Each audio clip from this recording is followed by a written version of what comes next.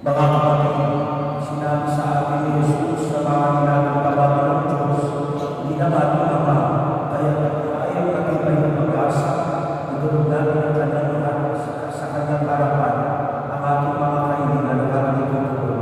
Panginoon, tingin mo ang aming panalangin. Panginoon, tingin mo ang aming panalangin.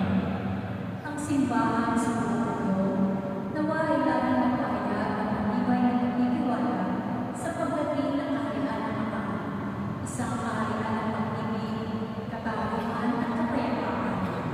Manalangin tayo sa Panginoon. Panginoon, tingin mo ang aming panalangin. Sa kabila ng mga kahirapan ng buhay, tayo nawa ay manatiling nananalangin at hindi magpadarang sa puso. Manalangin tayo sa Panginoon. Panginoon, tingin mo ang aming panalangin. Tayo nawa ay magkaroon ng sapat na nakakanin para sa ating mga pangangailangan sa araw-araw at ng kadakilaan ng puso upang patawarin ang ating mga kaaway. Manalangin tayo sa Panginoon. Panginoon, tingin mo ang aming panalangin. Ang mga may sakit at maging ang mga nangangalaga sa kanila, nawa ay makatagpo ang Diyos sa kanilang pagpapakasakit araw-araw. Manalangin tayo sa Panginoon. Panginoon, tingin mo ang aming panalangin. Para sa ating pasasalamat at pasasalamat ni Narigo at Gina Kutuman, John Francisco, Wendy Family at Batay Family, manalangin tayo sa Panginoon. Panginoon, tingin mo ang aming panalangin.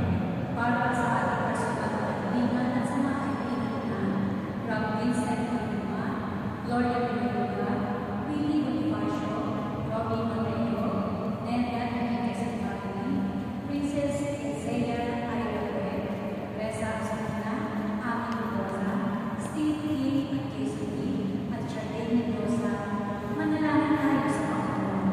Panginoon, tingin mo ang aming panalangin.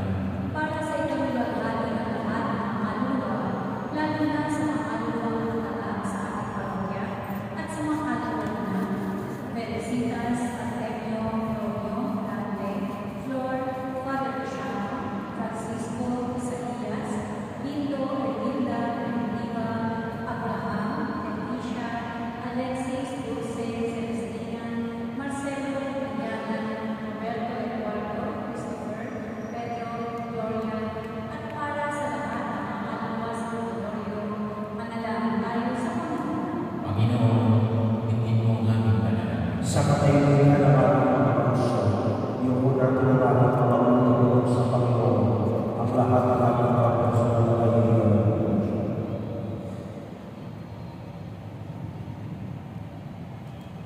Manalangin tayo sa Panginoon. Panginoon, tingin mo ang aming panalangin. Ang maraming na salamat at papasalamat ko sa iyo sa pagtuloy mo sa aming mga kaibigan.